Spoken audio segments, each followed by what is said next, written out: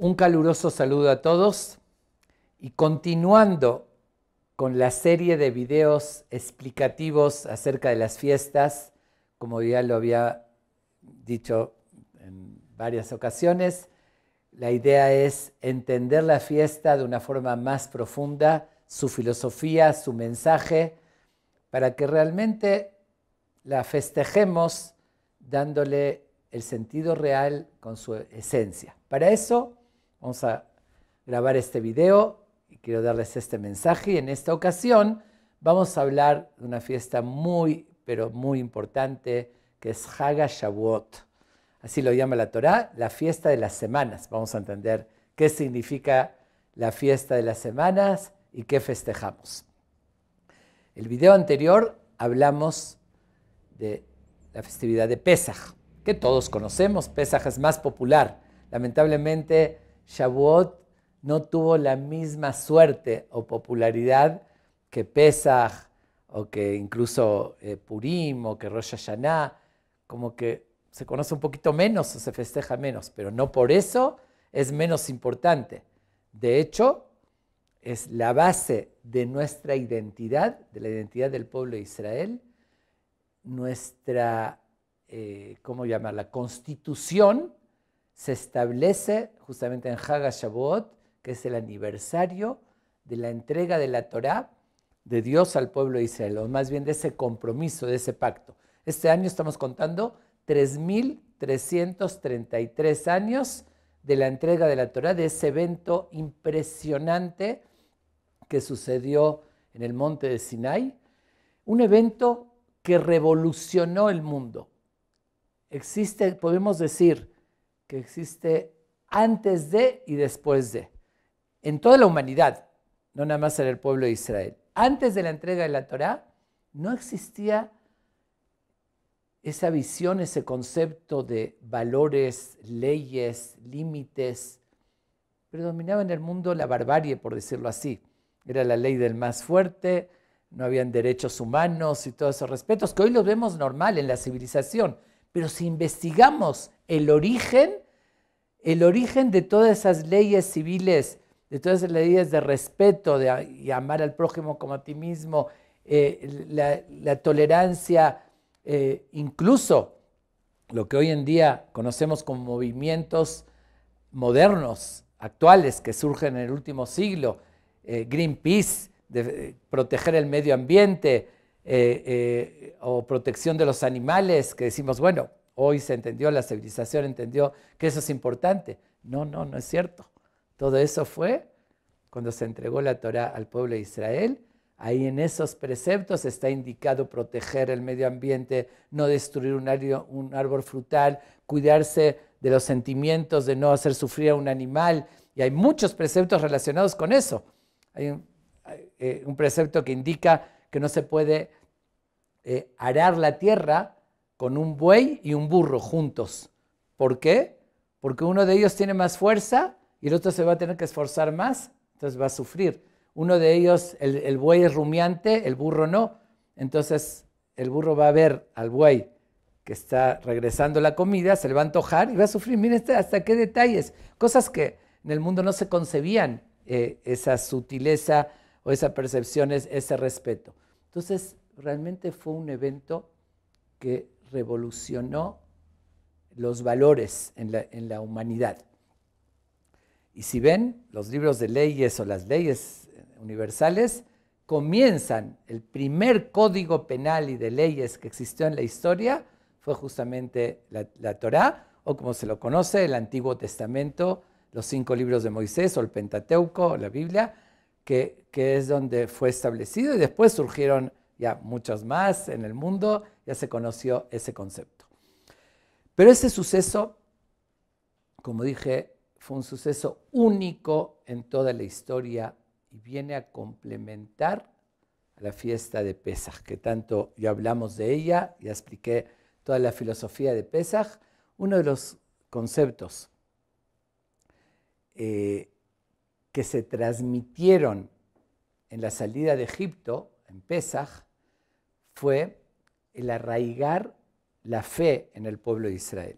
Dios les demostró con las 10 plagas, con lo que se abrió el mar, con todos los milagros, que cambió todas las fuerzas de la naturaleza, como ya lo había explicado, les demostró su existencia.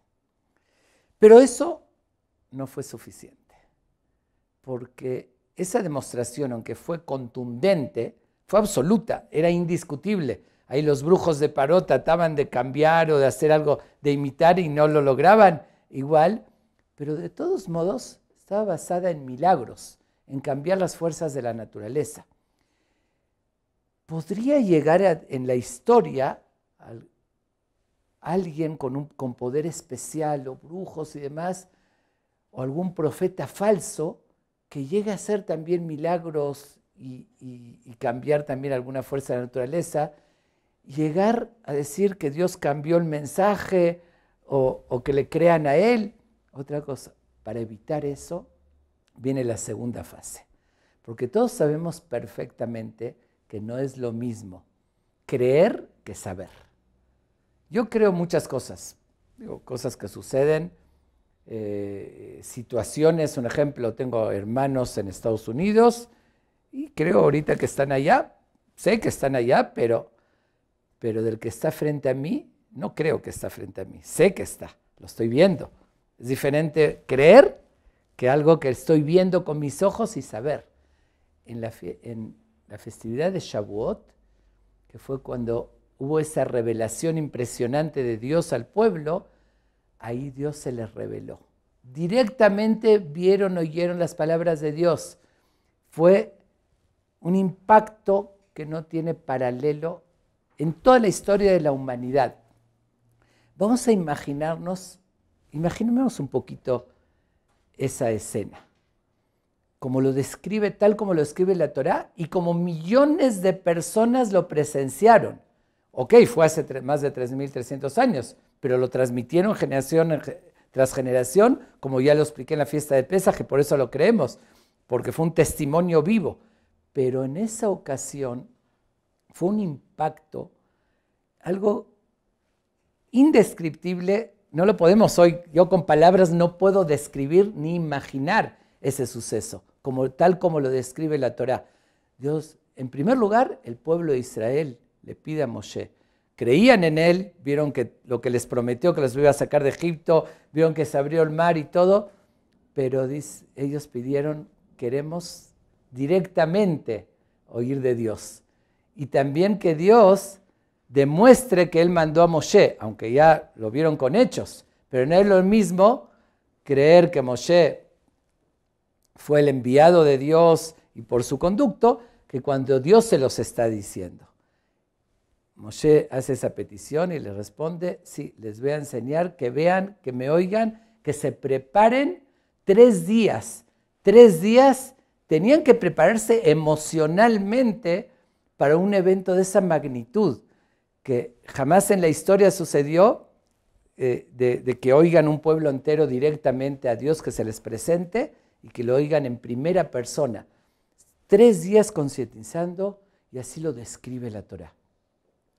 Vayhi bayom hashelishi biyot haboker.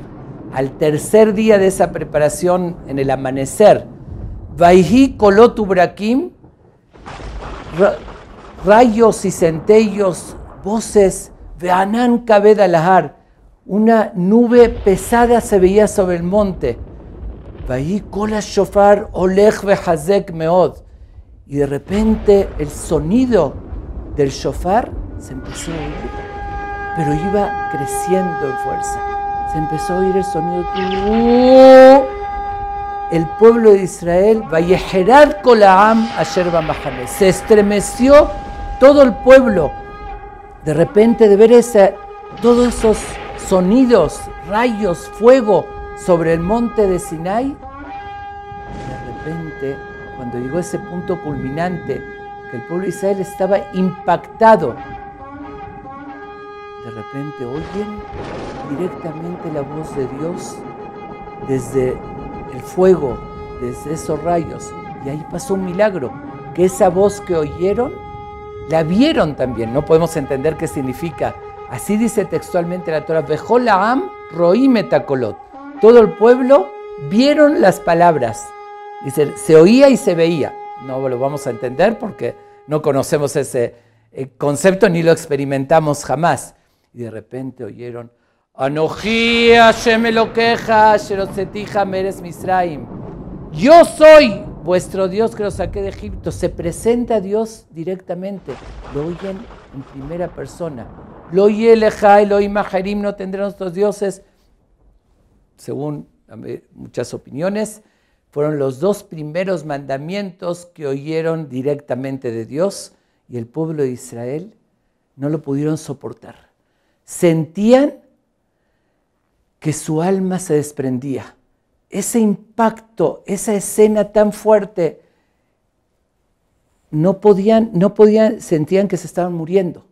Y así dice la Torá, que le dice el pueblo de Israel a Moshe, por favor, daber atá imanu venishma, ya te creemos, ya lo comprobamos, ya sabemos de la existencia de Dios. Sigue hablando tú con nosotros, te vamos a creer, te vamos a oír. Veali daber imanu elokim penamut. Que no siga hablando Dios porque nos vamos a morir, ya no podemos. Realmente eso tiene también un mensaje profundo. Moshe estaba en un nivel de profecía, un nivel espiritual, que él podía hablar con Dios, soportar, manteniendo el alma en su cuerpo. Pero el pueblo de Israel no estaba en ese nivel. Y al oír a Dios, había como un impulso, una fuerza magnética, que el alma, por ser parte de Dios, era atraída por esa voz. Entonces se quería separar del cuerpo. Es algo similar esa idea a lo que está escrito que cuando fallece una persona, ¿cómo es la muerte? Que en ese momento Dios se le revela. Ve cada uno en su nivel, diferentes maneras, y cuando el alma ve a Dios, no soporta quedarse en el cuerpo. ¿Por qué? Porque es parte de Él, es parte de Dios. Entonces, como existe el concepto de ley de gravedad, ¿qué es la ley de gravedad? Una naturaleza que hay en las cosas, que si yo aviento algo y está hecho de los 4 elementos de la tierra, le pertenece a la tierra lo jala, lo atrae, me perteneces. También hay algo similar aquí, que el alma, si habla con Dios o ve a Dios, por ley de gravedad, lo atrae. Me perteneces, entonces no puede quedarse en el cuerpo. Por eso cuando uno al fallecer, en ese momento ve a Dios y así se separa del cuerpo porque no aguanta quedarse en el cuerpo, lo atrae su origen, que es Dios. En ese momento, solamente con oír la voz de Dios directa, el pueblo de Israel no aguantó, ya se estaba muriendo, se estaban desmayando y se estaban muriendo. Dijeron, ya, pero fue una excepción, que ya lo comprobaron, y después siguió transmitiéndoles Moshe, y comprobaron. Fue un evento único que lo presenciaron y se transmitió a las siguientes generaciones. Y ahí es donde se establece el saber que existe Dios, no nada más el tener fe. Fue un paso más que Pesaj, que la salida de Egipto. Ahí creyeron, porque vieron todos los milagros, vieron quién puede alterar todas las fuerzas de la naturaleza más que el Creador. Pero en Shavuot pasaron a un nivel más. No creyeron, sino vieron, supieron. Yo no creo donde estoy, lo que estoy viendo a mi alrededor, eso sé. Y por eso dice la Torá, Ve'adata yom va'ashevotá le'abeja que Hashem Elokim. Tienes que saber y después asentarlo en tu corazón la existencia de Dios. No nos pide Dios nada más creer, y menos ciegamente. Por eso, ya lo había explicado, por eso primero Dios le comprobó su existencia con hechos, después le exigió la fe en Él. No una fe ciega, sino comprobada.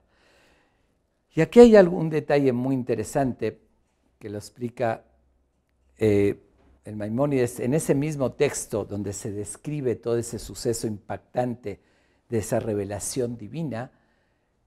Está escrito en la Torá, dice, Levaabur nasot etchem ba Elokim. Moshe le dice al pueblo de Israel, según una interpretación del Maimónides, le dijo que para la palabra nasot puede tener diferentes significados. Una de ellas es probarlos. Le dice, para probarlos a ustedes, Dios se les reveló. ¿Qué significa eso? A través de la historia, el pueblo de Israel pasó pruebas muy difíciles. Todos conocemos nuestra historia. Desde entonces hasta hoy en día, no quiero enumerar la destrucción del primer templo, del segundo templo, los griegos que impusieron su fe a la fuerza, los romanos, después en España la famosa Inquisición y las persecuciones. A pesar de todo eso, el pueblo de Israel, en todas esas circunstancias, se mantuvo firme en su fe. Es algo inexplicable. Hubo torturas. Lo más cómodo era ya renegar. Y así vemos muchos pueblos que dejaron sus culturas, sus religiones en la historia, como los mismos griegos y romanos y otros grandes que se perdieron totalmente. ¿Cuál es el secreto del pueblo de Israel que mantuvo siempre con esa firmeza, esa convicción? Y gente la más alejada están dispuestos a veces a dar la vida y siempre, o al que no dio la vida defendiendo su fe, pero lo mataron por ser judío antes de morir, el famoso Shema Israel, esa declaración, porque lo tenían adentro, ese convencimiento. Eso fue lo que les dijo Moshe. En la historia van a pasar eso y van a ser probados. Para poder pasar esas pruebas y mantener la fe, por eso Dios se lo tuvo que revelar. Cuando vieron directamente, oyeron las palabras de Dios en primera persona, sabían que era verdad. Y eso estaba en los genes y se los transmitieron a sus hijos. Por eso quedó tan arraigado y eso es lo que provocó, permitió que resistan a tantas pruebas, persecuciones, torturas y mantener la fe firme. No hay ningún otro pueblo ni que pretenda decir, como lo dice la misma Torá, quién en la historia se le reveló Dios como a ustedes, o quién puede contar, aunque sea no cierto, nadie se atreve a decir eso, ni a contar eso, y se es fuera de esta revelación que la Torá nos relata. De ahí viene la importancia que tiene Hag HaShavuot, la fiesta que conmemoramos ese evento tan impactante, y como dije, es un complemento de Pesaj, en muchas cosas. También en la liberación de la esclavitud que fue en Pesaj, pero fue para un objetivo. Y el objetivo fue tener una identidad, esa entrega de la Torá, que se podría decir el día auténtico de la independencia del pueblo de Israel, fue la fiesta de Shavuot. No tenían que estar en la tierra de Israel, estaban en el desierto. Independencia no significa solamente lo que hoy se conoce, ¿no? Tener un país, tener un pueblo y ser independientes. Independencia de la cultura de los egipcios, tener una independencia personal con una identidad, hacer lo que uno está convencido, lo que Dios me está diciendo. Esa es la verdadera independencia, que eso se estableció en la fiesta de Shavuot, y de ahí la importancia que tiene, que como dije, en Pesaj creyeron en Dios y en Shavuot supieron, que dice, es saber la existencia de Dios directamente por conocerlo, por esa presentación directa que tuvo Dios con el pueblo de Israel. Okay. Siendo así, cabe una pregunta. ¿Por qué esta festividad se llama Hag HaShavuot, la fiesta de las semanas? Lo lógico sería, si hubo un evento tan impactante, tan significativo, que se le ponga el nombre de ese evento. Hag Matan Torah, la fiesta de la entrega de la Torah. Ese fue el evento principal. ¿Qué nombre tan raro y extraño, la fiesta de las semanas? ¿Y en qué se basa ese nombre? La misma Torah lo dice. En Pesaj se llevaba una ofrenda de cebada, no importa, que es justamente con el nombre de Omer. Omer, que era una medida de cebada que se llevaba como ofrenda al día siguiente del primer Yom Tov, o el primer día de Pesaj, el segundo día se llevaba esa ofrenda. Y de ahí dice la Torá, Shiva Shavuot Isporlach. Tienes que contar 7 semanas, y al cabo de esas 7 semanas vas a festejar Hag Shavuot y tienes que traer otra ofrenda de trigo, 2 panes, que era la segunda ofrenda que se llevaba en la fiesta de Shavuot, que coincide justo con el 6 de Sivan, que es la fecha de la entrega de la Torá. Pero lo llamó por otro nombre y lo relacionó con esa ofrenda. ¿Y qué otro nombre le dio la Torá? Hag Katzir, la fiesta de la cosecha, que en esa época, en la agricultura, era cuando uno cosechaba lo que había sembrado, que era la época de Shavuot, de este mes. Cosecha, semanas, que tiene que ver con lo que estamos diciendo, que es el evento tal vez central de la fiesta de Shavuot. Realmente, ahí hay otro mensaje muy importante. Recibir esos valores, esa forma de vida, porque fue un pacto que se hizo de Dios con el pueblo de Israel, de ese compromiso. De hecho, Shavuot está considerado un matrimonio que hubo entre Dios y el pueblo. ¿Qué es un matrimonio?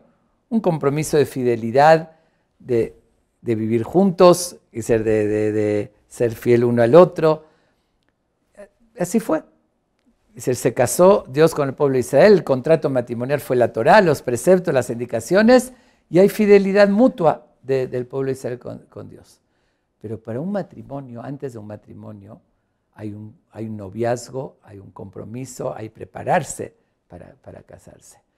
El pueblo de Israel sale de Egipto con todas esas ideas, culturas negativas que recibió en Egipto, con toda la impureza que había, la maldad, todo eso. Son liberados, van a recibir la Torá. La Torá no se recibe así de la noche a la mañana, saliendo de lo que se encontraban, de todas esas acciones tan negativas, de repente a valores tan sutiles como los que iba a dar la Torá. Tenían que prepararse para eso. Y esas fueron las 7 semanas que contaron, que nosotros contamos hoy, esas 7 semanas, el Omer, que es la cuenta del Omer, desde la liberación de Pesach de la esclavitud para llegar a ese evento tan significativo. Para asimilarlo, para prepararse, tuvieron que pasar un proceso. ¿Pero por qué? Justamente se relacionó con la cosecha, con el pan, con el trigo, con la cebada. ¿Qué tiene que ver eso con algo tan espiritual como la Torá? Ahí está justamente el mensaje, que era relacionar. Nosotros vivimos del pan, de la cosecha. Hoy tenemos otros medios, pero antes era la forma de sobrevivir. Era esa conciencia. Sí, hay que trabajar la tierra, y hay que cosechar, y hay que comer el pan, pero cuando se da la Torá, le da a eso otro sentido. Que eso tiene un objetivo, es un medio, no es el fin, no es el objetivo. Porque a veces entramos en ese círculo vicioso ridículo. Dice, ¿cómo vivimos? A ver, me levanto en la mañana, ¿qué tengo que hacer? Tengo que ir a trabajar. Ay, ¿para qué voy a trabajar? Bueno, pues la respuesta es muy sencilla. Si no trabajo, no voy a tener los medios, no voy a ganar el dinero para vivir, para poder comer, para poder vestirme. ¿Y para qué necesito comer y vestirme? Pues qué pregunta tan ridícula, ¿no? Para poder vivir. ¿Pero para qué quiero vivir? A ver, si lo que hago es trabajar, entonces estoy viviendo para trabajar. Pero si trabajo para comer, entonces vivo para comer. No, pero comer es un medio para poder vivir. Entonces es un círculo vicioso que no tiene ningún sentido. Y así se vivió siempre, ¿no? ¿Y para qué vivo? ¿Para qué me crearon? En Shavuot se le dio un sentido, un objetivo. Pero se relaciona, sí, tienes que cosechar, tienes que llevar la ofrenda del pan, hacer conciencia. De hecho, primero se llevaba de cebada la ofrenda, después de pan, como diciendo, primero cebada es más comida de animal, pero tienes que elevarte, refinarlo a la comida del ser humano, entendiendo que comes como un medio, como un objetivo para recibir la Torá. Por eso se relaciona el término Hag HaKatzir, la fiesta de la cosecha, y Hag HaShavuot porque es la preparación, las semanas es para asimilar y adquirir la Torá. La Torá no es simplemente una ciencia, un conocimiento, es una forma de vida y uno tiene que hacerla parte, que sea suya, que su esencia, su forma de vida, su mentalidad, su objetivo es vivir acorde a lo que Dios nos marca, de esa manera darle un sentido a la vida. Es la diferencia, o si no, esto se compararía a un gran palacio, y en el palacio hay un mayordomo jefe que está encargado de todo el movimiento, de todos los sirvientes y demás. Este mayordomo conoce, pero al más mínimo detalle, las entradas y salidas, todos los movimientos del palacio, todos los rincones, los cuartos. Pues cualquiera que lo observa y ve ese conocimiento que tiene de todo el palacio diría, pues, él es el más importante, pero no, él no es el dueño, él conoce todo. Puede ser que el mismo dueño, el rey o quien sea el dueño, no conozca igual que él todo el palacio, pero no se compara. Él en cualquier momento conoce todo, pero lo pueden correr del palacio, es el mayordomo. El dueño es suyo. Está bien que no conoce bien todos los lugares, las entradas y salidas, pero es su palacio. Y aquí es lo mismo. Uno puede conocer como una ciencia la Torá, pero eso no significa nada. Si no es suya, sería como el mayordomo. Lo que Dios nos pide, asimilarla, ser parte de nuestra vida y de nuestra esencia. Para eso, el pueblo de Israel tuvo que prepararse. 49 días, las semanas fueron lo más importante. Por eso se llama Hag HaShavuot. Más importante que la entrega de la Torah es asimilarlo y concientizar y prepararse para poder recibir ese legado tan importante, y no como una cultura más, no como un conocimiento, no como una ciencia, sino como una filosofía y parte de vida y como una misión en la vida.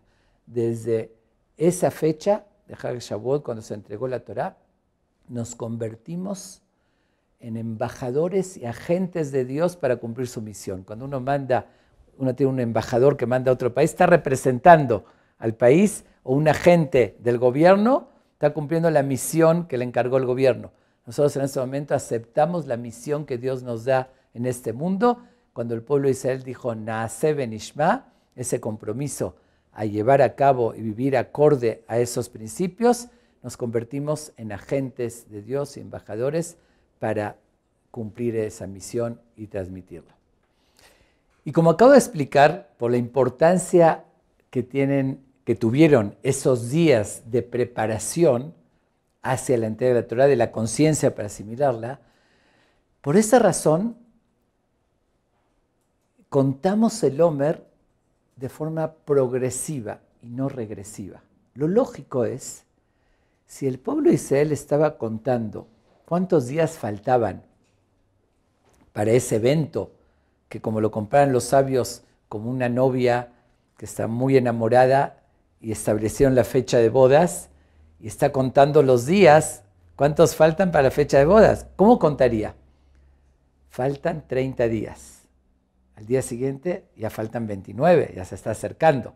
28, ¿sí? Es lo lógico. Sin embargo, nosotros no lo contamos así. Decimos, pasaron el primer día de Omer, segundo, 3, ahorita estamos 36 días de Omer, X, y no estamos contando al revés. ¿Cuántos faltan para llegar? Deberíamos el primer día contar, faltan 49 días, después faltan 48. Es como cuando envían un cohete al espacio, empieza la cuenta regresiva. 10, 9, 8, ¿sí? 0 al momento, al objetivo, ¿no? ¿Por qué aquí lo contamos de esa manera? Porque cuando hay una cuenta regresiva hacia el objetivo, no tiene importancia los números. Lo importante es llegar al objetivo, que se quiere llegar al número 0, que a eso está esperando.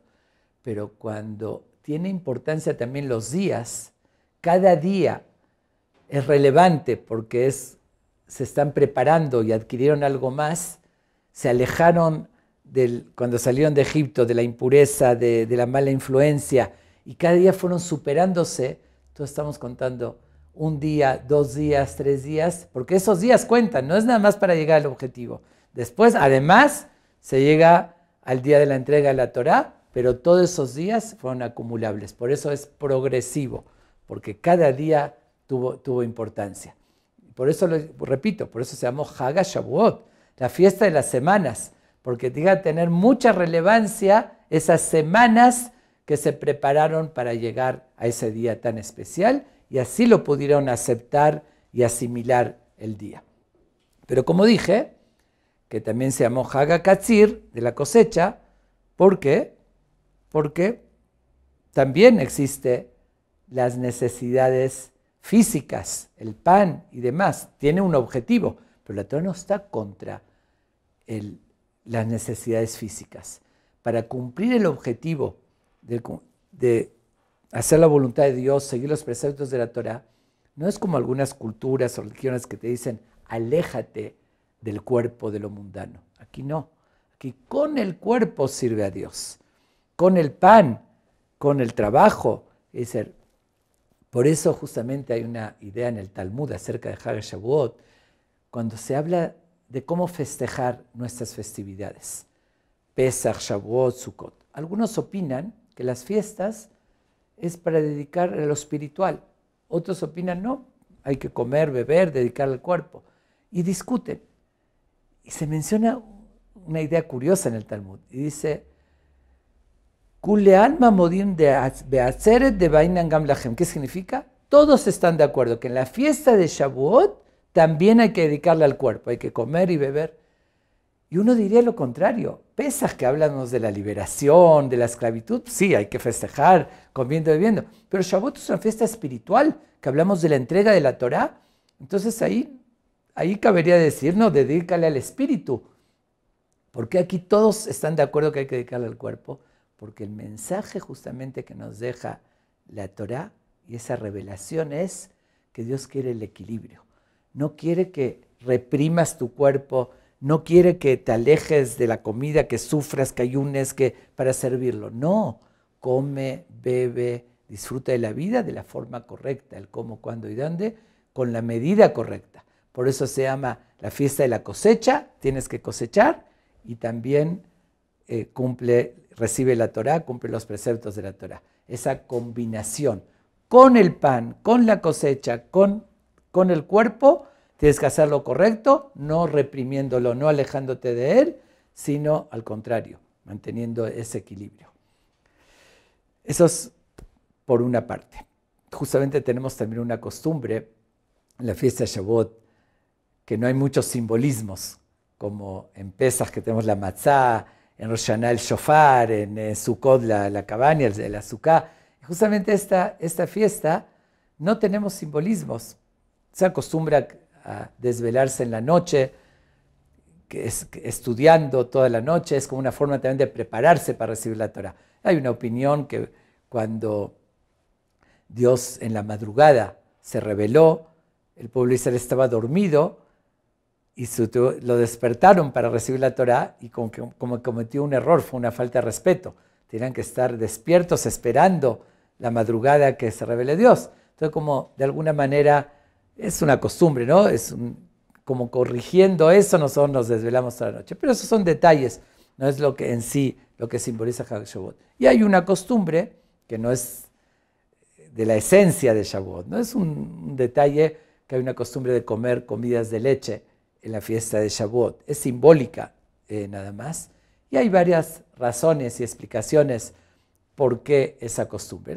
Una de las razones, las más conocidas, que cuando se entregó la Torá, los preceptos, como hay varias leyes relacionadas con la comida, el animal para poder consumirlo, hay que matarlo de una forma, la matanza ritual, de una forma que no sufra el animal, con un cuchillo muy filoso, y todo un proceso para poder comerlo.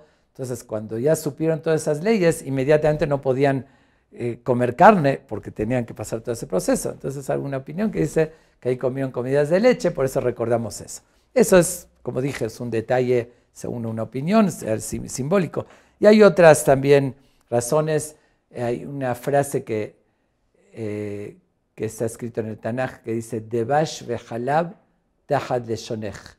Dice, miel y leche bajo tu lengua. Metafóricamente refiriéndose a la Torá, que se comparó a la miel y a la leche, las palabras de la Torá. Entonces, como se comparó a la miel y a la leche, comemos comidas de leche, ya que estamos recordando el recibimiento de la Torá. Y hay varias insinuaciones en eso. La palabra halab, que es leche, tiene el valor numérico de 40, también simbolizando los 40 días que Moshe subió al cielo a recibir la Torá, y así otras cosas más. Algunos también lo interpretan, que está escrito que Moshe nació el 7 de Adar. Sí, y después de 3 meses, dice la Torá, que lo guardaron 3 meses, fue cuando lo pusieron en el Moisés, y la hija de Paró lo encontró, y buscó quién lo iba a amamantar, que ahí fue su hermana Miriam, y le trajo a su mamá para amamantarlo. Y eso fue de 3 meses, que fue justo el 6 de Sivan, que fue justamente la fecha de la entrega de la Torá. Entonces, recordando ahí la leche materna que tomó Moisés, también comidas de leche. Y hay, como dije, varias explicaciones, que no es relevante eso, pero eso es simplemente una costumbre. Pero no es eso la fiesta de Shavuot. Y realmente, al margen hago un comentario, que aunque hay costumbre de comer comidas de leche, no quita la importancia, por ser una fiesta de las festividades, de las 3 festividades de la Torá, de igual comer carne, vino, quisiera darle importancia. Entonces, lo recomendable es que esa costumbre se lleve a cabo en la mañana en el desayuno, y más después, los que se desvelan después de la desvelada, desayunar con algo de leche, y después la comida, que sea de carne, dándole importancia. Pero que, como dije, es nada más simbólico. Pero aquí quiero pasar a lo que sucedió en la fiesta en Shavuot. Tenemos una información, tal vez, de Hollywood, ¿no? Creo que todos, aquella película antigua, ¿no? de Ten Commandments, los 10 mandamientos, de Charlton Heston, que hizo el papel de Moisés, de Moshe, y a veces nos podemos quedar con esas ideas, que con todo respeto puede ser una película muy exitosa, pero no significa que describa la verdad como dice la Torah. No deja de ser Hollywood, y no deja de ser. Y no nos confundamos, porque es muy fácil confundir. En la película tal vez describe todo junto. Los 10 mandamientos, que fue cuando Moshe bajó las tablas y después las arrojó, las rompió, pero la verdad fue algo muy diferente. El día 6 de Sivan, que nosotros festejamos Shavuot, fue cuando Dios, como lo describí hace un momento, se le reveló al pueblo y dijo los 10 mandamientos orales, oyeron, sin las tablas de la ley. Ahí no hubo las tablas de la ley. Ahí oyeron directamente, fue, como dije, el matrimonio, el pacto que Dios hizo con el pueblo de Israel, que el pueblo de Israel se comprometió a llevar a cabo esos preceptos. Los preceptos de la Torá no fueron la fiesta de Shavuot, fueron nada más los 10 mandamientos. La Torá tiene 613 preceptos, los 5 libros de Moisés, que dice toda la Torá, que eso fue transmitido a través de los 40 años que estuvieron en el desierto, como lo dice textualmente la Torá. Vaidaber Hashem el Moshe lemor, Dios le decía a Moshe, diles al pueblo de Israel, y cada vez les iba transmitiendo un precepto, y así al final le dictó textualmente toda la Torá desde Bereshit, y se escribió que ahí están todos los preceptos de la Torá. La Torá no son solamente los 10 mandamientos. Los 10 mandamientos tienen una importancia particular, representa tal vez los cimientos de la Torá, los preceptos que incluyen muchos, que son básicos, que son muy importantes, pero la Torá no son solamente los 10 mandamientos, tiene 613 preceptos. Entonces, el día de Shavuot fue cuando el pueblo de Israel dijo Naaseh Benishma, se comprometieron a llevar a cabo los preceptos de Dios, y fue el matrimonio, el compromiso, que todo lo que les iba a decir Dios iban a cumplir, que después se los dijo Moshe. Después de ese evento fue cuando Moshe describe en la Torá, estuvo 40 días y 40 noches con Dios en el cielo, y Dios les dio las tablas ahí de las leyes, las primeras tablas de la ley. Y fue al cabo de 40 días de la fiesta de Shavuot, como dije, no como en la película que todo está revuelto junto, fue cuando Moshe baja con las tablas de la ley escritas por Dios y ve que el pueblo de Israel comete ese grave error que estaban idolatrando al becerro de oro, y fue cuando arroja las tablas de la ley y las rompe para que no sean testigos de que están violando ese precepto de no idolatrar, ¿no? Y ya estaban cometiendo la idolatría. Pero entonces nada más estoy explicando el orden, ¿no? Entonces Shavuot es cuando oralmente oyen de Dios los 10 mandamientos, no cuando se bajaron las tablas de la ley. Fueron el 17 de Tamuz, 40 días después, cuando Moshe baja las tablas de la ley y las arroja. Después volvió a subir, después vienen las segundas tablas, pero ese es otro tema. Nada más quiero ubicar qué fue en la fiesta de Shavuot. Ahora, hablando de los 10 mandamientos que fueron transmitidos en Shavuot, primero también quiero quitar un mito. En las pinturas famosas sobre los 10 mandamientos, siempre se dibujaron los 10 mandamientos terminando arriba redondos, ¿no? Que no es así. Y así se siguen dibujando hasta ahorita, pero eso es un error absoluto. Lo que se describe terminaban cuadrados, en punta, no redondos en la parte de arriba. Esos al margen, quitando nada más un mito, se describen las medidas, terminaban en punta, cuadrados. Ok, es al margen. Pero, ¿qué estaba escrito en los 10 mandamientos? Yo creo que todos conocen los famosos 10 mandamientos, que fueron, cuando bajaron las tablas, eran 5 en una tabla y 5 en otra tabla. En total 10. Los 5 primeros, se podría decir que son relacionados del hombre a Dios, y el segundo grupo, los otros 5, del hombre al prójimo. Quiero rápido enumerarlos y también dar un mensaje. Aunque se conozca, es importante tenerlos bien presentes y recordar el mensaje, porque sí, esos 10 mandamientos tienen la esencia, la base de muchos otros, y hay que tenerlos siempre bien presentes. El primer mandamiento, Anoji Hashem Elokeja. Yo soy vuestro Dios, Asher Hotzetija Meretz Misraim, que te saqué de Egipto. Ahí Dios se está presentando. Dios se está presentando, y creo que ya lo expliqué en Pesaj, bueno, ¿por qué se presenta de esa manera? Yo soy Dios que te saqué de Egipto, ¿no? Y no, yo soy Dios el creador, que sería lo más lógico. Creo que ya lo respondí, porque si hubiese dicho que yo soy Dios el creador del mundo, muchos dirían, ¿y cómo sé que es cierto? Tengo que creer eso, no lo vi. Pero que lo sacó de Egipto y le demostró que él alteró todas las reglas naturales, a eso lo vieron, por eso le está contando un hecho que pudieron comprobar que era cierto. Pero de todos modos, surge la pregunta, ¿qué tipo de mandamiento es este? Anoji Hashem Elokeja. No hay ninguna indicación. Ahí no les está diciendo, tienen que creer en Dios. Dice, se está presentando, yo soy Dios. Pero eso no es un mandamiento, como los demás. Lo Yelejá y lo Imajerim, el segundo, que es, no tendrás otros dioses. Ok, esos son mandamientos. Cuidarás el día de Zahoret Yom HaShabbat, tener presente el Shabbat, cuidarlo, no jurar en nombre de Dios en vano, etc. Entonces son mandamientos. ¿Pero qué mandamiento es decir, yo soy Dios? No te estoy dando una orden o un mandamiento. El primer mandamiento es donde Dios se presenta con el pueblo y es la base.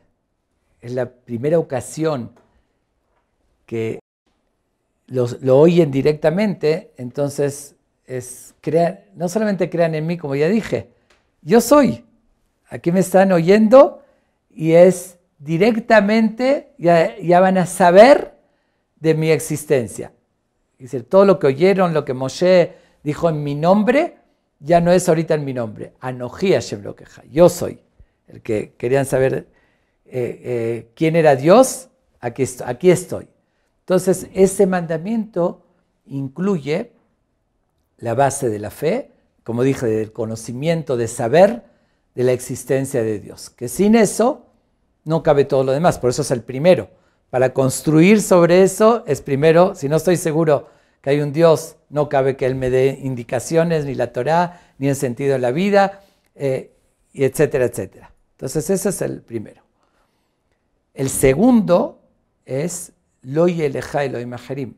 No solamente que tienes que estar convencido que hay un creador, que yo soy el que te estoy dando el sentido de la vida. Hay gente que sí acepta, pero dice, hay muchos dioses, como las creencias paganas de antaño, que creían el Dios de la luz, el Dios sol, el otro Dios del amor, el Dios de... creían en muchas fuerzas. Y aquí el mandamiento dice, Lo yeleja Elohim acherim. No podrás tener ningún otro Dios. Tienes que saber que hay un solo poder absoluto que es el creador. Y por eso decimos también, Shema Israel, Hashem Elokeinu, Hashem Echad. Dios es único. Y ese es el segundo fundamento de nuestra fe. La base de nuestra fe es creer en Dios. Y el segundo fundamento es no solamente creer en Dios, creer en la unicidad de Dios. Que Dios es único, no comparte con ninguna otra fuerza. Es la fuerza absoluta el que maneja todo. El tercer mandamiento nos indica, Lo tisá et shem Hashem Elokeja lashab. Es un concepto de respeto al nombre de Dios. Dice, para hacer esa conciencia que hay un solo Dios, que es único, también tengo que entender que es la autoridad máxima, es el Rey de los Reyes, y para eso tengo que cuidarme de rendirle el máximo homenaje y respeto. Por eso se menciona, Lo tisá et shem Hashem Elokeja lashab. No cargues el nombre de Dios, que no uses el nombre de Dios en vano. Es decir, cuidado, cuando uno jura por el nombre de Dios, ahí se refiere, no jurar en falso, eso es obvio. Mentir, jurar en falso, ni hablar. Pero incluso cuando uno está jurando, por eso dice la llave, en vano. Simplemente por cualquier cosa innecesaria, te lo juro por Dios. Y antes se menciona el nombre de Dios, entonces está degradando algo tan sagrado como el nombre de Dios, sin necesidad, que es el jurar en vano. Cuando había una necesidad y había un tribunal juzgando y que no tenían otra forma de comprobar, no había documentos, si a uno le debía dinero o no, digamos, en ciertos casos era necesario jurar por el nombre de Dios. Sacaban el Sefer y jurar por lo más sagrado, pero era la única manera de comprobar. Entonces había una necesidad, entonces ya no era en vano. Pero si uno dice, te juro que esto es una mesa, pues no necesitas jurar, estás usando el nombre de Dios.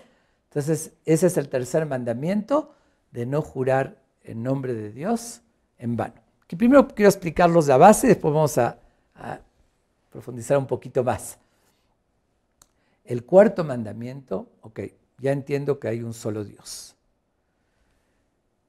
Que existe Dios. El segundo entiendo que es único, que no se comparte. El tercero, que lo tengo que respetar. Sigue el cuarto, Zahor et Yom HaShabbat de Kadesho. Recuerda el día sábado para santificarlo, porque ahí viene no solamente que creo en Dios, creo que Él es el creador del mundo. ¿Y cómo demuestro esa creencia, esa fe que es el creador del mundo? Justamente cuidando el día Shabbat, porque con eso es un testimonio que creo que Dios creó el mundo en 6 días y cesó el séptimo día, que es Shabbat, el sábado, y lo santificó, como lo dice en la Torá. Porque en 6 días creó el mundo, el séptimo cesó, por eso lo bendijo y lo santificó. Nos pide Dios que como un acto de demostración de fe, que Dios santificó el séptimo día, creó el mundo en 6 días y no creer en otras creencias que evolucionó, que se hizo solo, también es cuidar el Shabbat. Sin entrar ahorita en toda la filosofía del Shabbat, todo lo que nos aporta, que es una forma también de demostrar que creo que Dios me ayuda con el sustento y no solamente por mi trabajo. Tengo que aprender a desconectarme, a darle un sentido a la vida, a no ser esclavo del trabajo, poder relajarme, retomar fuerzas. Tiene muchísimos beneficios. No quiero entrar en eso. Simplemente estoy explicando la base del entendimiento de los 10 mandamientos. El quinto mandamiento es Kabed abija betimeja, respetarás a tu papá y a tu mamá. Y aquí entra la pregunta. Dijimos que los 5 primeros son relacionados del hombre a Dios.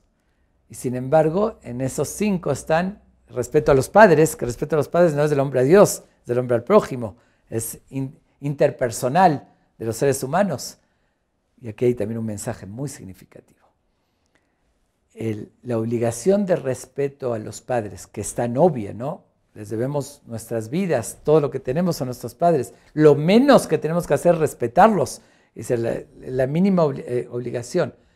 Pero es tan lógico que recibo todo y no puedo faltarles el respeto, que eso entra también en la misma lógica de la obligación de respeto a Dios. Es decir, más que mis papás me dieron la vida, pero Dios me dio todo.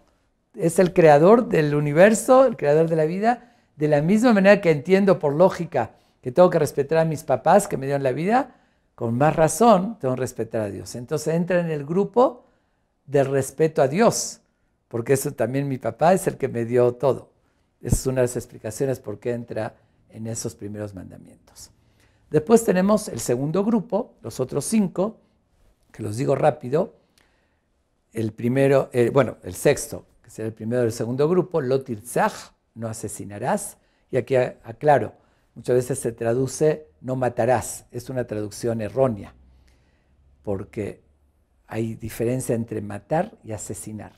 Matar, hay veces uno tiene que, en defensa propia, no se considera un asesino. Cuando uno lo viene a atacar y se defendió, o en una guerra, cuando es justificado, en defensa, sería matar.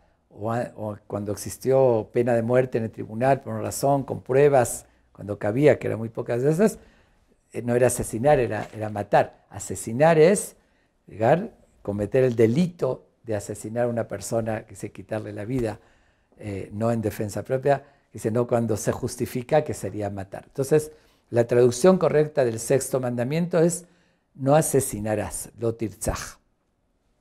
El que sigue es lo tinaf, no cometerás adulterio.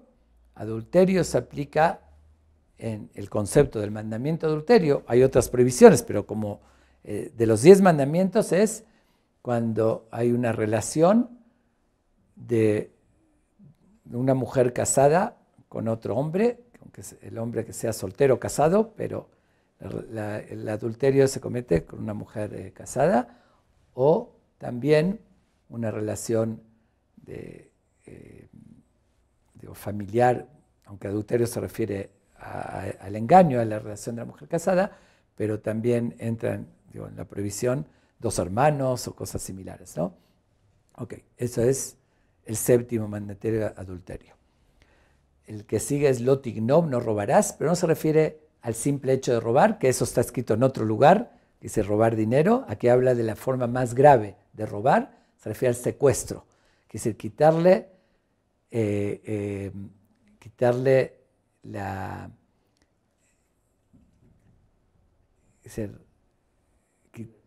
la libertad a una persona, que es lo más grave. Secuestrarlo, robarlo, que es decir, quitar la libertad, eso es la violación más grave. Por eso lo tignov se refiere a ese tipo de robo. El noveno mandamiento es no presentar un falso testimonio, que también es algo muy grave. A veces se podía llegar a declarar culpable hasta matar a alguien por un falso testimonio, y se considera más que obviamente mentir, engañar, que va más allá, que tiene repercusiones, que no solamente está mintiendo y engañando, sino que está involucrando y acusando a otra persona en un falso, que en ese tipo de errores es el más grave. Y el 10º mandamiento es lo tahmod, no codiciarás lo que tiene tu compañero. Dice su casa, sus pertenencias, su esposa, entender que lo que Dios me mandó a mí es mío y lo que le dio al otro es del otro. Bueno, ese es a grandes rasgos el sentido básico del entendimiento. Pero quiero una explicación más para darle un sentido un poquito más profundo, que es conocido que esos 10 mandamientos, cuando Moshe bajó las tablas de la ley, entonces eran 2 tablas, como dije, 5 en uno y 5 en otro. Pero si las poníamos juntas esas tablas, sucedería lo siguiente, que el primer mandamiento estaría en línea recta con el sexto. Si lo veríamos las 2 tablas juntas, leeríamos así, el primero y el sexto, el segundo y el séptimo. ¿Estamos de acuerdo? Porque era la línea. Por lo tanto, también tienes un mensaje muy significativo y que también voy a con eso profundizar un poquito más en el entendimiento de estos 10 mandamientos. La relación que tiene el primero con el sexto, el segundo con el séptimo y así sucesivamente. ¿Qué dijimos? ¿Cuál es el primer mandamiento? Es Anoji Hashem Elokeja. Creer que existe un creador, un ser supremo, que Él es el creador del mundo. ¿Y cuál es el sexto? Lo tirzaj, no asesinarás. ¿Qué relación tiene no asesinar con creer en Dios? Justamente. Uno se podría preguntar, oye, ¿por qué no asesinar? Bueno, cualquiera dirá, ¿cómo? ¿Le vas a quitar la vida al otro? Pero ¿por qué no le puedo quitar la vida? ¿Cómo? Es obvio. ¿Pero por qué realmente? Si el mundo fue creado por una explosión casualmente, nada tiene sentido, la vida de la persona no tiene sentido, ¿por qué no le puedo quitar la vida si me está estorbando, si me molesta? Diríamos, ¿no? ¿Cómo la conciencia? ¿Qué es conciencia? ¿Quién creó conciencia? ¿Quién creó lo bueno y lo malo? A ver, yo les pregunto lo siguiente. Si yo estoy caminando por la calle en otoño, ¿qué pasa en otoño? Caen las hojas de los árboles y camino y las aplasto. ¿Alguien tiene remordimiento de conciencia por eso? No, para nada. Cayeron las hojas secas, las estoy aplastando, no pasa nada. Pero si yo entro a un jardín bien arreglado, con sus flores, y llego a pisar esas flores, entiendo que estoy haciendo lo incorrecto. Alguien las acomodó, las puso con un sentido, y vengo yo las aplasto, pues obviamente. Y aquí es exactamente lo mismo. Si hay un creador, creó el mundo, creó el ser humano a su imagen y semejanza con un sentido, y yo vengo y le quito la vida, justamente cuando se prohíbe en la Torá asesinar, dice, porque a semejanza divina, entonces un ser humano que tiene una misión, le está quitando la vida, obviamente que es algo muy malo y cabe ese remordimiento de conciencia. Pero si es casual, como la hoja en el otoño, por un capricho que ahí apareció por una explosión, ¿por qué no podría quitarle la vida? ¿Quién me dice que es algo malo? Si me molesta, si me estorba. Entonces, justamente, quieres tener bien, como los nazis, somos una raza superior, eso es quitar me estorban y vamos a asesinar gente. Y así, no habría un argumento más profundo. Entonces, está el primer mandamiento que te dice, yo soy Dios. Si crees que hay un creador, entonces respeta la vida humana porque yo la creé y tiene un sentido y tiene un objetivo. Esa es una de las relaciones del primero con el sexto. ¿Cuál es el segundo mandamiento? Lo y elejalo y maharim, dijimos. No tendrás otros dioses. Y nosotros nos comprometimos, ese pacto con Dios, como dije antes, nos casamos con Él, tenemos un pacto de fidelidad y Dios dice, no me traiciones, no me engañes. Es decir, no me des de la espalda y engañarme y creer en otras fuerzas que no existen. Es el mismo concepto cuando dice lotinaf, no cometerás adulterio. Hay ese pacto de fidelidad en la pareja, se comprometieron y cuando uno le da la espalda engaña, es como idolatrar, que si es la misma idea, no idolatrar, ser fiel al compromiso que asumiste, y esa es la relación de no idolatrar, no traicionar a Dios, como no traicionar a la pareja. Dijimos, el tercer mandamiento es no jurar en nombre de Dios en falso, Y por otra parte es lo tignov, no robarás, que ese es el octavo mandamiento. La relación es muy evidente. Cuando uno llega a robar, a cometer un delito, lo que sea, si necesita a veces llegar también a profanar el nombre de Dios, jurar en falso para defender su posición, una cosa lleva a la otra. Pero también hay un mensaje más profundo y filosófico en esto. Observen cómo fue dicho este mandamiento de no jurar en nombre de Dios en vano. Dice, como dije antes, no dice en falso, en vano, con más razón en falso, pero no dice no jurarás. Dice lo tizá, no cargarás el nombre de Dios en vano. ¿Qué es cargar el nombre de Dios en vano? Hay un mensaje también sobre el sentido de nuestra vida. Fuimos creados a imagen y semejanza. Como dice en la Torah, Dios sopló en nosotros el espíritu de vida. Tenemos algo de Dios, que eso es lo que nos da la inteligencia, en lo que fuimos hechos a su imagen y semejanza. ¿Para qué usamos esa inteligencia? Estamos cargando el nombre de Dios y la usamos nada más para ver cómo hago dinero y demás. Y no lo usamos para cumplir nuestra misión. A veces cargamos el nombre de Dios en vano. Es decir, lo desperdiciamos. Es como cuentan que una vez el rey quiso premiar a un campesino que le salvó la vida de su hijo y estaba pensando cómo podía premiarlo.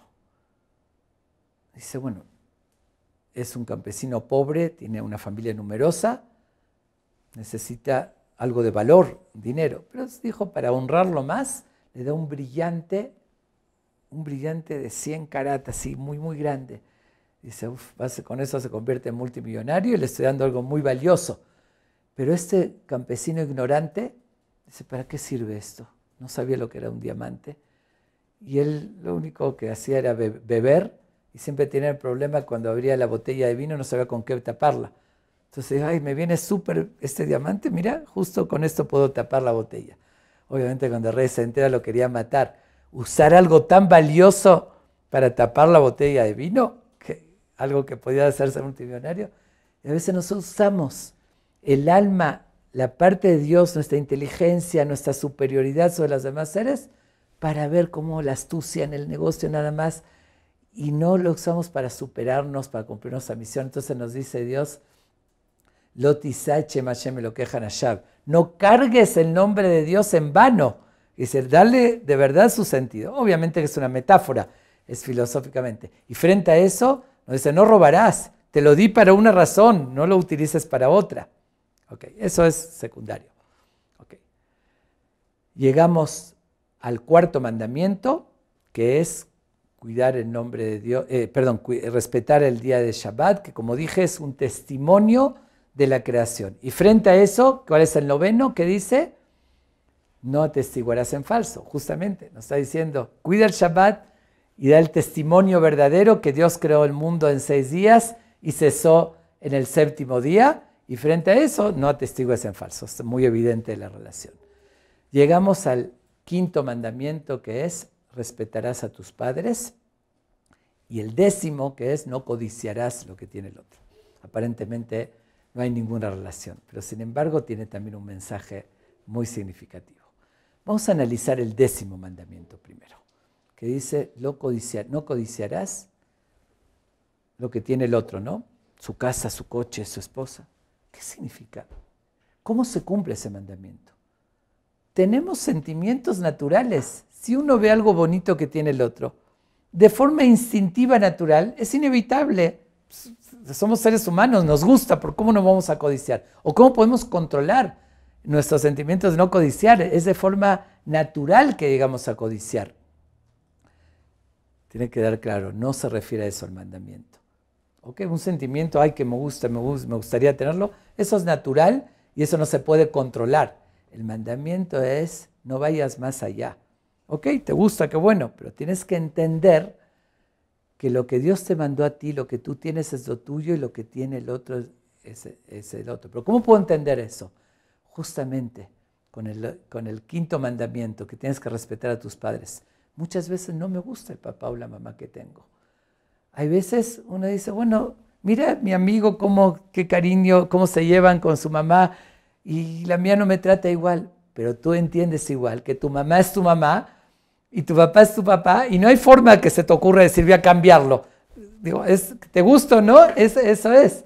De la misma manera tienes que entender también que lo que Dios te mandó a ti, el otro es más bonito, no, lo tuyo es lo tuyo. Puedes decir me gusta más, pero hasta ahí no más.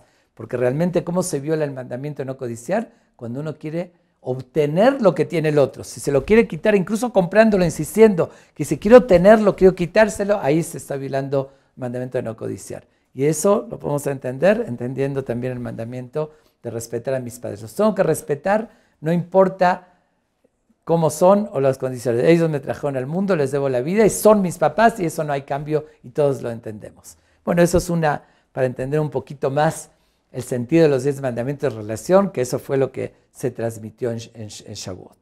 Y para concluir con el entendimiento de lo que representa esta festividad tan importante, que como dije al principio, es nuestra identidad. Ahí nos formamos como pueblo y no importa cuando tuvimos la tierra de Israel o no la tuvimos, que es muy importante la tierra de Israel, parte de nuestra identidad.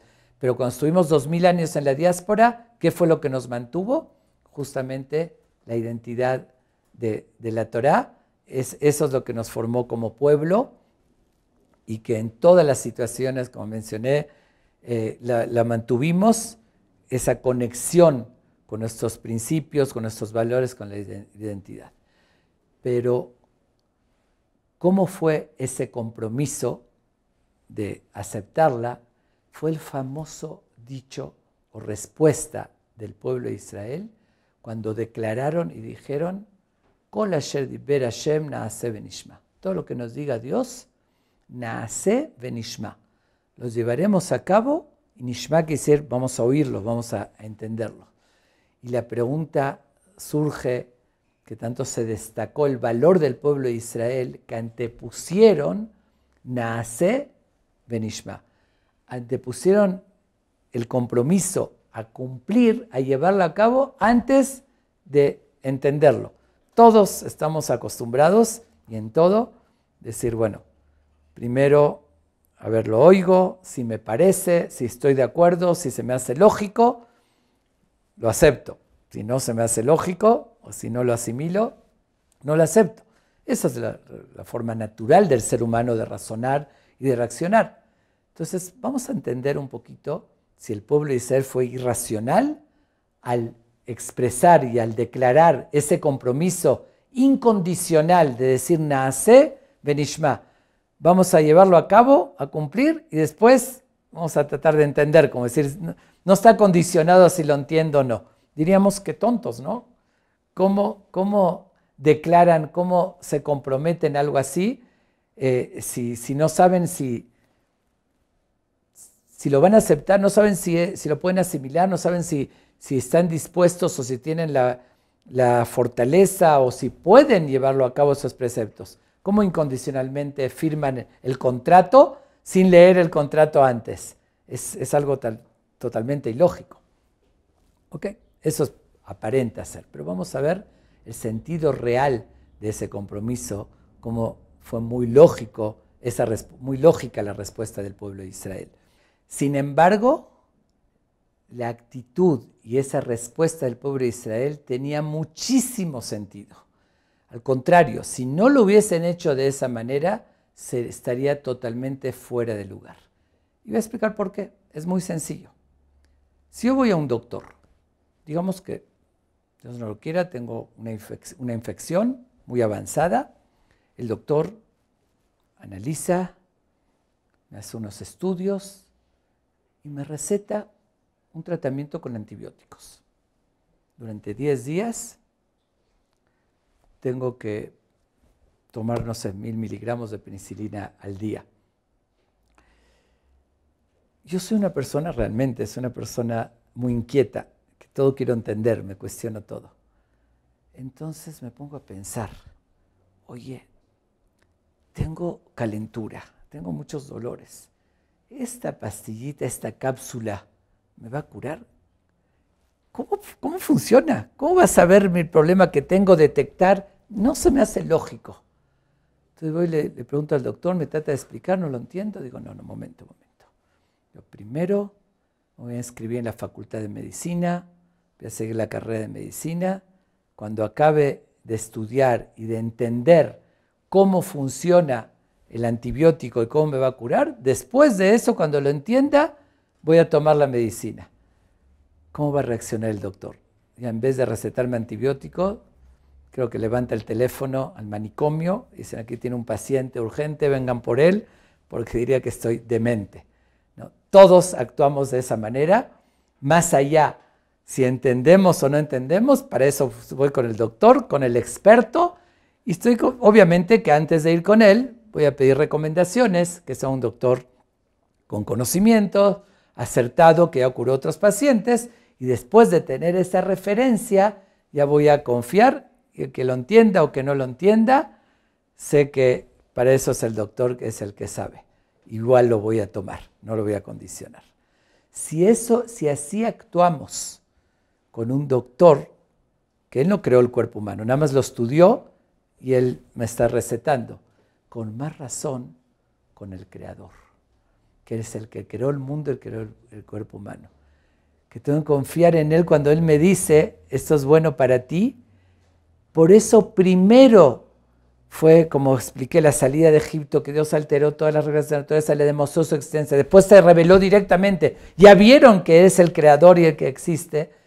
Después de dice, ahorita les voy a dar una forma de vida, unas reglas, decir, a ver si a mí me parece o si lo entiendo, sería como decir, exactamente como actuar, como les acabo de describir. Es el como actuar de decir, a ver si yo entiendo cómo funciona la penicilina, entonces la voy a tomar. Al contrario, lo lógico era decir, responder como respondió el pueblo de Israel. Lo que nos diga Dios, vamos a llevarlo a cabo incondicionalmente. Ok, voy a tratar de entender, yo también quiero entender. Yo soy realmente de preguntar a cualquier doctor que me explique todo lo que puedo entender. Me gusta entenderlo y tenemos que hacerlo, pero no está condicionado. No que si entendí lo tomo y si no entendí no. Igual es bueno para mí que lo entienda o que no lo entienda. Si alguien me dice, todos sabemos que existen las bombas atómicas, nuclear. ¿Quién entiende eso? Toda la teoría de Einstein, del átomo y de que en cualquier cosa está hecha de átomos, es algo, y la teoría de relatividad, etcétera. Pues hay que estudiar ciencias y demás. Pero sin embargo, si me dicen que hay una amenaza que van a arrojar una bomba atómica a unos cuantos kilómetros, me voy corriendo. Pero yo no entiendo cómo funciona. Que entiendas o no entiendas, la bomba igual va a explotar y te puedes morir y te escapas. No depende de eso.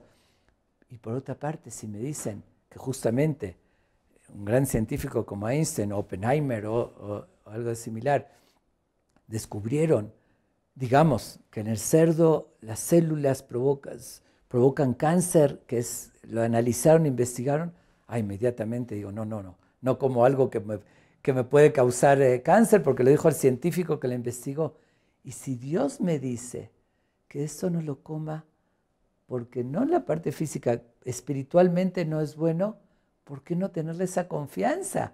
Si le estoy creyendo a un científico porque investigó, y Dios al creador, que después que me demostró que es el creador, y se reveló, y lo oí directamente, me dice qué es bueno para mi alma o para la parte espiritual, qué es no le voy a creer, no voy a decir Naaseh Benishma, que sería incondicionalmente, al contrario.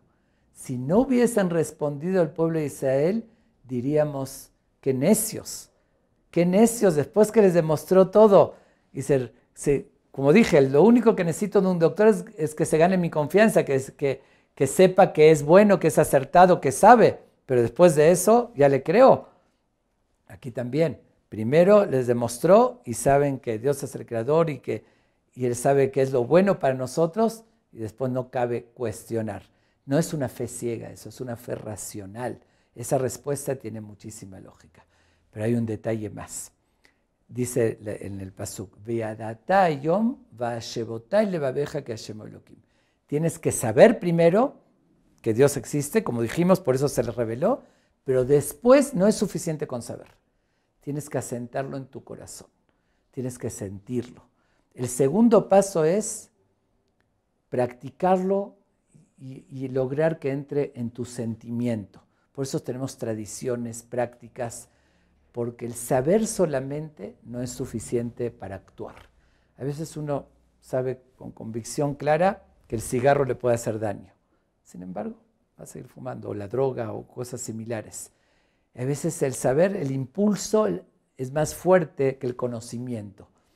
Sin embargo, si después tuvo un problema en el hígado muy fuerte y tuvo dolores y tuvo que ir al hospital, eso sí lo va a detener, o en el caso del cigarro de los pulmones y estuvo grave, entonces eso sí va a hacer que no siga fumando porque ya fue al sentimiento, al dolor, va más allá del conocimiento. Por eso Dios nos dice que después de la entrega de la Torah, que ya tuvieron el conocimiento absoluto de la existencia de Dios y dijeron a Seben Ishma, entendieron que eso es bueno para ellos, tienen que ir un paso más y eso practicarlo, llevarlo y con gusto, con alegría, hasta que llegue al sentimiento.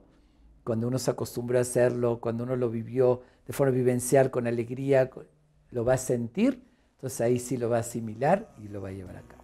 Ese es el mensaje tan importante de esta fiesta, que como dije al principio, lamentablemente no es tan popular, pero es la base de todo nuestro sentido de vida, es nuestra identidad. Tenemos que festejarla con esa visión, dándole el sentido verdadero, sintiéndonos orgullosos que tuvimos esa oportunidad de hacer ese compromiso con Dios, de seguir una forma de vida que nos va a dar una calidad superior, que nos las está dictando el Creador, el que creó la vida, no nada más el que la estudió como el doctor, y nos dice cómo tener una calidad de vida superior, cuál es el equilibrio correcto. Por eso festejemos Hag HaShavuot, la fiesta de las semanas, como dije, preparándonos, haciendo conciencia, y vamos de verdad a vivir con alegría, con un sentido. Vamos a vivir para algo, para cumplir una misión y recibir la gran recompensa y satisfacción de darle un sentido a nuestras vidas. Que tengan Hag Shavuot Sameach, que vivamos una fiesta con mucha alegría, con su profundidad y con su sentido. Muchas gracias por la atención.